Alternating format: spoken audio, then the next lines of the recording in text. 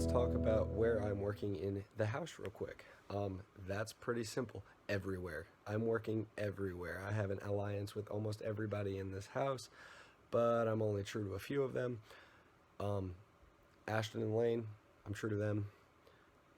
And then Chris, I'm true to Chris. As for now, that's not going to last long because Chris scares me too, but using Chris is great because everyone's going to listen to Chris. So then there's the fun alliance that actually has a name and none of them have names, and it's the monkeys in the middle. Who are the monkeys in the middle, you ask? That's everyone that's not in a, well, no. That's everyone that's not in a split in the house, and the split is obvious. It's the couples, it's the anti-couples. There's the monkeys in the middle, who are me, Tucker, Jenny, and Chris, and we got a solid number. If we get rid of one couple, we're the only group of four. And then there's Tyler. Who's Tyler? Being so dumb in this game. Bradley's plans right now are to put up Ian and Daniel. Why in God's green earth would Bradley put up Ian and Daniel? It makes absolutely no sense. Ian and Allie, trust me and Ashton to the ends of the earth because we're all they have. Bradley's a package deal, and so is Jenny, and so is Tucker. We're one. We have the numbers. We can take out Chris, a huge threat. We can take out Sarah, huge threat. We can take out Sarah, huge threats. We can literally put up Daniel and Tyler, pull one of them off, make a side deal with them. They vote with us, and we throw Chris up there, get Chris out week one. He's a huge threat. And Bradley wants to get out his alliance member Ian, and we told Bradley, you're not going to have the numbers to win this vote. Me, Ashton, Allie, Jenny, Tucker. 5 against the 4 on the other side. All vote to keep Ian. Keep saying that, but all 12 of us are big-time players. All of us are threats in our own way. Everyone is a big player, so every move is going to be a big move. We can't just fly under the radar in this game. Like, it's impossible. Everyone is heavily involved. Bradley needs to just start thinking about these kinds of things, or he is going to be in so much trouble. Not just from people who are going to target him like Chris and like Sarah when she's done with them, but people like Ian and me who are on his alliance. So the Couples Alliance has officially decided to become a Final Four alliance, and we've come up with a team name. We're the Four Horsemen, because we're going to end everyone's game. My alliance name, I'm War, because Sarah has basically already declared war on me, so might as well fight back. It's day 2, and we have officially made our Final Four deal. That Final Four is me, Ashton, Allie, and Ian. We are known as the Four Horsemen. All of us represent a different member of the Four Horsemen. Ashton's famine, Ian is war, Allie is death, but I'm conquest, because it is my mission to conquer this entire house and take over and be the leader. Bradley, Chris, Sarah, I'm coming for you.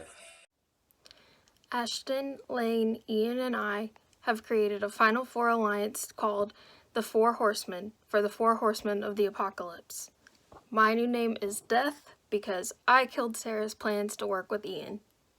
Second one, real quick, nominations, my thought on them. Ian's my obvious target right now. It serves a bunch of purposes. One, it gets rid of Ian. Ian scares me. He's very manipulative in the game and a very powerful player. 2, breaks up a couple, gets that group of 4 down to 3. Easy peasy, lemon squeezy. That's a couple gone. Alright, plain and simple. 2 people going on the block. First one's going to be Daniel. I don't really know Daniel that well, so that kind of makes me a little nervous. Second person I'm putting on the block is Ian. You're a strong, powerful player, and my best advice is going to be win the veto. The reason I put Daniel up next to Ian is for 2 reasons. One, it makes my side look like he's the real nominee. It makes the other side look like he's a pawn. Ian's a pawn. Daniel's a pawn. Everyone's a pawn. I'm a pawn. You're a pawn. We're all pawns. But if Daniel goes, that splits up the we're not a couple that is Sarah and Daniel. Can't lie to me. It's day 1. The plan to go after the couples has been outed, we think, by Ian. Wayne knows that Sarah was coming for him and Ashton. So this morning was the first nomination ceremony, and of course one of our Alliance's best competitors and my better half is the one who's on the block this week. So since day 1, lines have been drawn in the sand very clearly between Sarah's side of the house and everyone who's in a couple. But I think we have the numbers. As long as Bradley goes with his promise to put up Drew if Ian's taken down, I think we should be good. Here's hoping that at least Daniel goes home this week. Okay, I have something to say. If we're targeting couples, that's stupid. Because one, we were a couple before this freaking show, so you guys gave us no choice but to align together because you guys already targeted us. Two, Sarah and Drew are a couple, they're brother and sister. Sarah and Daniel are a couple because they're friends outside of this house and nobody else knows them. Jenny and Tucker are a couple because they're both from Anderson. Me and Bradley are a couple because we're brother and sister. Bradley and Chris are a couple because they're best friends. Literally, this whole house is filled with couples, so it's not fair to make that be a reason to evict people because we're couples outside of this house. We didn't have a chance to build relationships in the house because you guys chose to make the groups from what the outside is. So that's not fair, and if that's how you're playing this game, then you're a piece of crap. So, update. Ian and I tossed around the idea of vetoing each other. Bradley says he's got a plan that will seem really sketchy, but to trust him. But at the same time, I think he's conspiring with Lane, who is part of the couples. Now, as I understand it, Lane is dating Bradley's sister. So, fudge. My thoughts on the couples and the anti-couples. This was obvious. This was just clear, smart, strategic game move for both sides, sort of. The couples had no choice. They're going to be targets, so they had to work together. They had to band together as many as they could, but everybody they banded to get with them is going to vote against them, hopefully. I'm safe. I'm HOH. Anti-couples, you screwed yourself up by targeting a bigger group, but it's going to work. Numbers, real quick. 4 couples, 3 anti-couples, 4 monkeys in the middle, Tyler, whatever. Get rid of a couple, get rid of Ian, gone. So that makes the couples 3, the anti-couples 3, the monkeys in the middle 4, where we would hold the power, and I believe Ashton and Lane will still vote on my side, especially if we target the anti-couples. That knocks them down to 2. I stay in the side that has more power, obviously, as long as I'm not a target. Won't be. And one last thing to mention, the best part of it all, it goes one way or the other. Now, unless I put Allie up. If I put Allie up when Ian goes out or when anyone goes out and put both of them up, then it's clear that I have this side to choose. But if I keep the nominations the same, Ian goes home, I lie. I had no idea. Clearly, somebody else is the rat in the house, and somebody else is working against them, and somebody else lied. Not Bradley. Ha! After a great deal of deliberation, internal conflict, and threats of grievous bodily harm, I've decided to use the power of veto on myself. This may be the obvious choice, but it didn't come lightly. Ian, sorry, but asking me to veto you was just too much to ask. Good luck.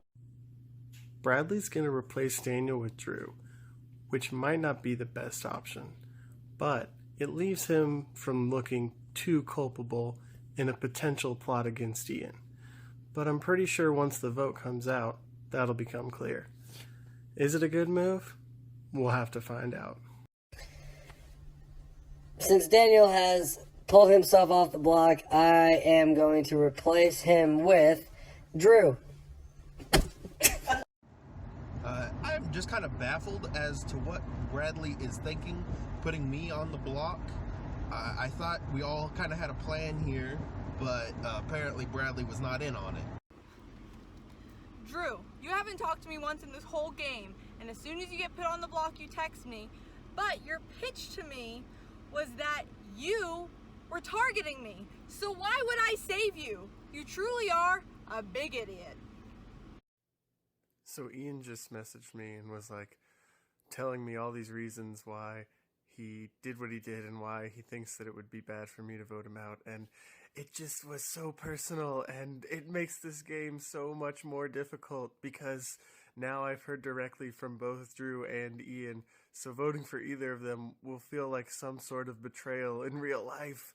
Ooh, this game is tough. I think at the end of the day, I'm more worried about winning than the fun, and that's interesting because I don't often feel that way. Hey Josh, I vote to evict Ian.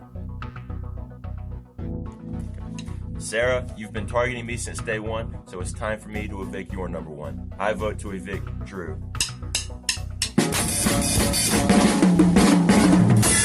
We have a message from Aftercare. 1, 2, 3.